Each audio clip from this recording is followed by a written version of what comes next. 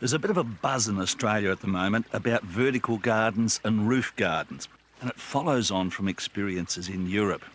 Now, the owners of this garden, by the way, we discovered it when we were judging a garden competition, are Ray and Suzanne. Now, they saw this concept in a larger format in Paris and Dubai and decided to bring it right back here to Australia. Looks fantastic, and it's actually quite simple to put together. I'm going to show you how.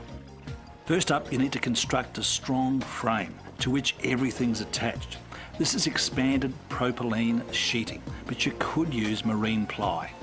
The growing medium is called rock wool, and it's completely inert, but it does act as a super sponge, absorbing and holding many times its own weight in water. The rock wool slabs are held in place by knitted shade cloth. Well, next up is setting up the reticulation system, and it's very simple. Basically, a pipe comes up from the pump, goes out sideways into a bit of a tree structure, and you can see these drippers then coming off, and they literally plunge straight into the grow wool. Now, the idea is that that trickles down right to the base into this little tiny reservoir here, gets picked up by the micro pump and taken to the top again. So these only cost a couple of cents per day to run, the pumps, and what you've got is a recirculating hydroponic system. The next job is to make small incisions into the shade cloth, then make tiny planting holes with your fingers into the rock wool, and then knock as much of the soil as you can off the roots of your plants. Tuck the roots into the prepared pocket and use a small piece of wet rock wool to hold them in place.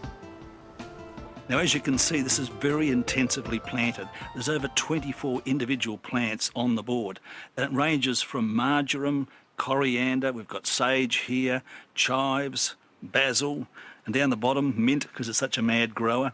And on the other side, this is gotu kola, the arthritis herb. The nutrient solution is made up with our old favourites, Seasol and Powerfeed. You need 2 mils per litre of water of each of them. So we've got 15 litres of water here, which means 3 capfuls of each into the reservoir.